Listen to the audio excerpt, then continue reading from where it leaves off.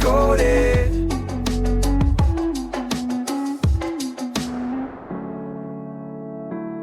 Hey everyone, and welcome back to Book Decoded. Hi. Today, we're going to be diving into 0 to 1 by yay. Peter Thiel. Great book. Have you read this one? I have, yeah. Okay. Quite a while ago, but Yeah. definitely a classic. It's become a bit of a Bible, I think, for Silicon Valley and really anyone in the startup world. Yeah. And it's all about, startups and innovation and building the future. So are you ready to decode this one with me? Absolutely. All right. I think this book really flips the script on how we think about progress and success. Yeah. It's not just about doing things better. It's about doing things differently. So Thiel throws out this idea of going from 0 to 1. Yeah. And he argues that we've become too focused on copying what works, going from 1 to N, Right. instead of creating something truly new. Yeah. So for our listeners out there, what does that mean for you? I think it means looking for opportunities where you're creating something truly new, not just iterating on an existing idea. So what's the blue ocean in your field? Yeah. The space where no one's playing yet. Yeah. And what's fascinating is how he links this to the idea of progress. Okay. He says there's horizontal progress, which is basically globalization, doing more of the same. Okay. And then there's vertical progress, which is about technological innovation. Okay. Creating something truly new. So more of the same versus a step change. Exactly. It's like the difference between opening another burger joint Okay. and inventing a whole new way to make food. Okay. So that's a good analogy. Yeah. He uses this example of China. Yeah. And he says, imagine if they doubled their energy production over the next few decades. Right. He says, without technological change, they'd also be doubling their pollution. This is just more of the same, not better. More of the same, yeah. That really makes you think, doesn't it? It does, and that's where 0 to 1 comes in. It's about using technology in the broadest sense to create something that didn't exist before. Right. It's about solving problems in a way that no one has before. Now, one of the things that might surprise you is that Thiel is a huge advocate of building monopolies. Yeah. I know that word usually has a negative ring to it. Right. But he's not talking about being greedy or squishing competition illegally. No, not at all. What's his definition of a monopoly? His definition is a company that's so good at what it does that no other firm can offer a close substitute. Okay. Think Google, they've dominated search for years. Yeah, they have. But it's because they provide a service that's so good, it's become almost indispensable. Right. So is he saying that all competition is bad then? He argues that cutthroat competition can actually be the enemy of innovation. Okay. When you're constantly battling to stay ahead, you don't have the time or resources to develop truly groundbreaking ideas. Right. You're so busy just trying to stay alive. Yeah, you're too busy fighting for scraps instead of baking a bigger pie. That's a really good way to put it. Yeah. So if competition isn't the answer, what is? Well, how do you actually build a monopoly in a way that benefits everyone? Thiel believes it all starts with identifying what he calls secrets. Okay. Truths about the world that very few people agree with you on. Okay. Think about Airbnb before it existed. You okay?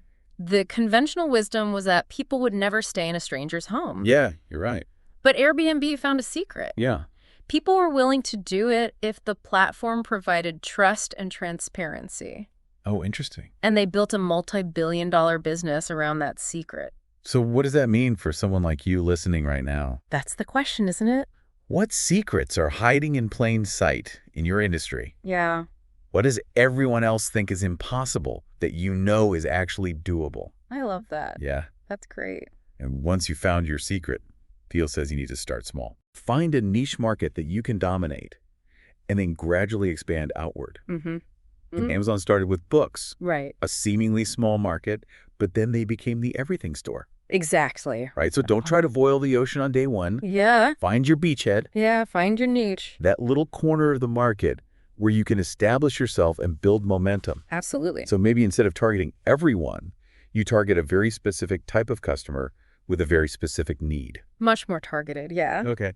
And speaking of getting your product out there, Thiel is a big believer that distribution matters just as much as the product itself. Yeah. You can have the best product in the world, but if nobody knows about it, Right. you're not going to succeed. He has this great line. Yeah. He says, if you've invented something new, but you haven't invented an effective way to sell it, you have a bad business no matter how good the product. Yeah, I love that quote. So are you thinking about sales and marketing as creatively as you're thinking about product development? That's such a good point. Yeah.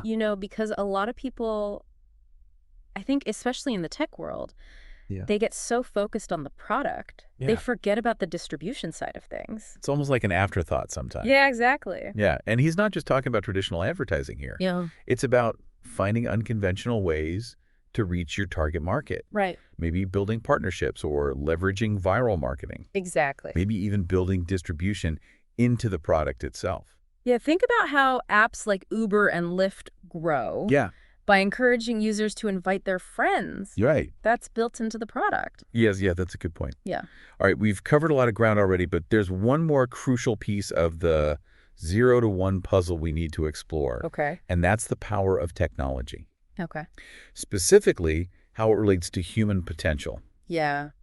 Thiel argues that computers are complements to humans, not substitutes. Right. And I think this is especially relevant today with all the talk about AI, Yeah. automation taking over jobs. All the headlines. Right, everyone's worried about robots taking over. Mm-hmm. But maybe it's more about robots and humans working together. Exactly. Yeah. Thiel believes the most valuable businesses of the future will be built by entrepreneurs who understand how to leverage the unique strengths of both humans and machines. So how do you think about that in your own work? I think it's about finding the right balance. Yeah. There are some tasks that computers are just better at, Right. like processing large amounts of data. Yeah. But there are other tasks where humans still have a huge advantage. Right. Things like creativity, critical thinking, empathy. He shares this great story from his time at PayPal. Oh, yeah. They were losing millions of dollars to credit card fraud. Mm-hmm. And their initial attempts to automate a solution failed miserably. Right. The fraudsters were too clever, too adaptable. Yeah, the algorithms couldn't keep up. But then the breakthrough came Yeah. when they realized that humans were much better at spotting patterns and anomalies that the algorithms missed. Right. So they developed a system where the computers flagged suspicious transactions. Right. And then human operators would make the final call. The humans were in the loop. And that's how they turned the tide. Yeah, that's a great example. Yeah, it's like the computer is the sidekick and the human is the superhero. I like that. Right? They each bring something unique to the table. Yeah, and that's really the key takeaway here. What is it? It's not about man versus machine. Okay, It's about man plus machine. I like that. How can you use technology to amplify your own strengths? Right. To do things that wouldn't be possible otherwise. What tasks can you automate to free up your time and brain power for more strategic, creative work? Exactly. These are the questions to be asking as you build your business, your career, your future. I think so too.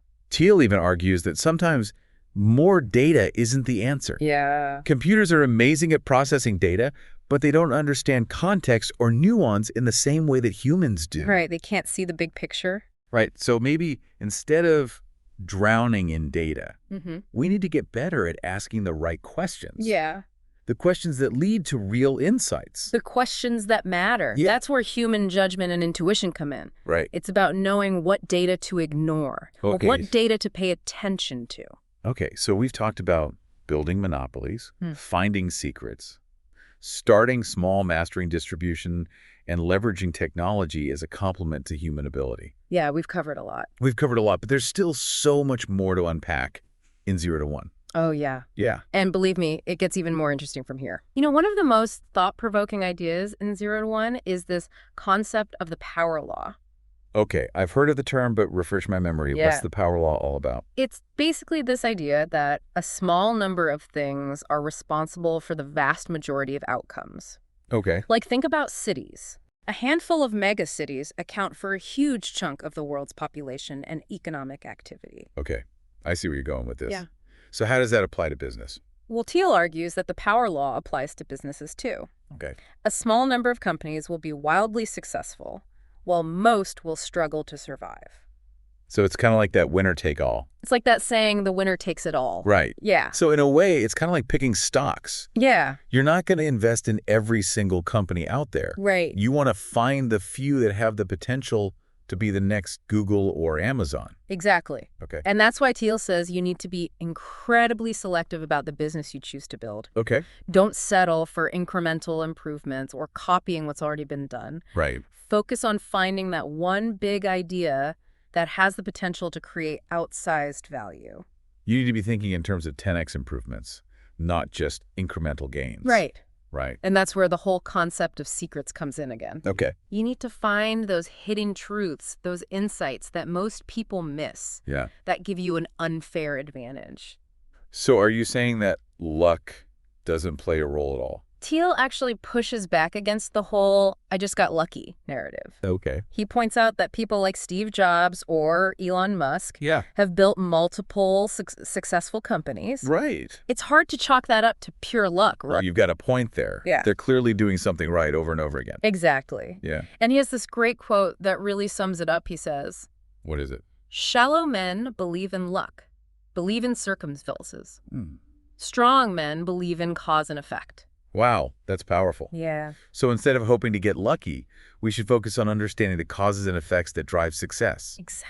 We should focus on building the skills, the networks, the knowledge that will make us more likely to succeed. Right. And I think that ties into his idea of definite optimism. Okay, what is that? It's this belief that the future will be better than the present if we actively work to make it so. I like that. Yeah, Definite optimism. definite optimism. It's not just about hoping for the best. It's about having a plan, taking action, and believing in your ability to shape the future. And he contrasts this with indefinite optimism, Yes. which is more about just hoping things will work out without a clear vision or plan. Okay. He sees this a lot in fields like finance and politics. So instead of just playing it safe and hedging our bets, Yeah. we should be making bold bets on the future, even if they seem risky. That's what 0 to 1 is all about. Okay. It's about having the courage to think big, to challenge the status quo, and to build the future we want to see, not just the one we're given. Now, one area where Thiel sees a huge need for this kind of thinking is in education. Oh, yeah. He's got some pretty strong opinions about the traditional education system. He's definitely not afraid to ruffle some feathers. Yeah. He argues that schools have become too focused on competition and standardized testing, which rewards conformity and discourages independent thinking.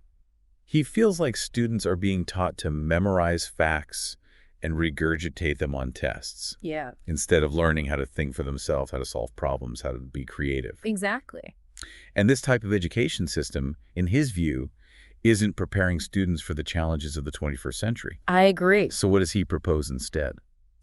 Thiel is a big advocate for more personalized learning experiences, apprenticeships, Okay. and a focus on developing critical thinking skills. He even started a fellowship program Yeah. called the Thiel Fellowship Our Thiel Fellowship. that offers young people $100,000 to skip college and pursue their own entrepreneurial ventures. It's pretty radical, Uh, but he's a firm believer that there are many paths to success Right? and that traditional education isn't the only option, Yeah. and maybe not even the best option for some people. I can see how that would be controversial, but it's certainly an interesting perspective. Makes you question some deeply ingrained assumptions about education and success. And that's what makes 0 to 1 such a compelling read. Yeah. It challenges you to think differently about everything from business and technology to education and the future of humanity.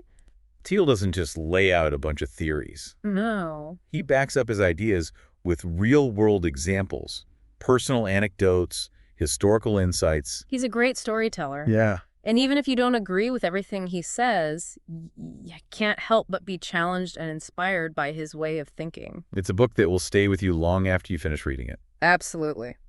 It's a book that's full of insights, provocations, and, importantly, a healthy dose of optimism. A lot of optimism. It's a book that I think anyone who's interested in building the future should read, I agree. no matter what field they're in or what their goals are. You know, one of the things that really stuck with me from 0 to 1 is this idea that we need to have a long-term vision for the future. It's like he's saying, don't just focus on putting out today's fires. Look at the horizon. Where do we want to go as a society? Exactly. He wants us to be thinking 10, 20, even 50 years down the line. And asking, what kind of future are we building? Right. Is it just more of the same, or is it something truly transformative?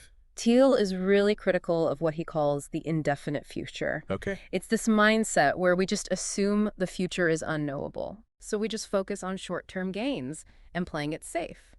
Like we're just going to keep our options open and see what happens. Yeah, but he argues that that leads to a lack of ambition and boldness. It's as if we've forgotten how to dream big, Yeah. how to imagine a radically different future and then work towards making it a reality. Exactly. Thiel wants us to reclaim that sense of agency, Yeah. that belief that we can actually shape the future, not just be swept along by it. So instead of just reacting to whatever comes our way, Yeah. we should be asking, what's missing? What are the big problems that nobody's even trying to solve? And then go out and build the companies, the technologies, the solutions that will fill those gaps. That's the 0 to 1 mindset. That's it. It's about creating, not just copying. Thinking differently, not just doing things better. Exactly. Thiel is convinced that this is how we build a future that's not just incrementally better, but dramatically different in a positive way. You know, even though the book is packed with business advice, I think it goes deeper than that. Yeah, I agree. There's this philosophical layer about what it means to be human in an age of rapid technological advancement. Makes you question some pretty fundamental assumptions, like Yeah. what is progress? What is the role of technology in our lives? What does it mean to live a meaningful life? Those are big questions. They are. And while Thiel doesn't necessarily give us all the answers, he definitely provides a framework for thinking about them in a new light.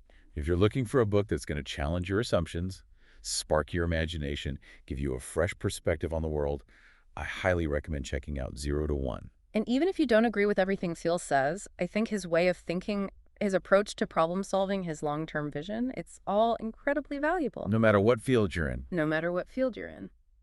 Well, that about wraps up our deep dive into 0 to 1 by Peter Thiel. It was fun. We've covered a lot of ground today, but we've only scratched the surface of this really thought-provoking book.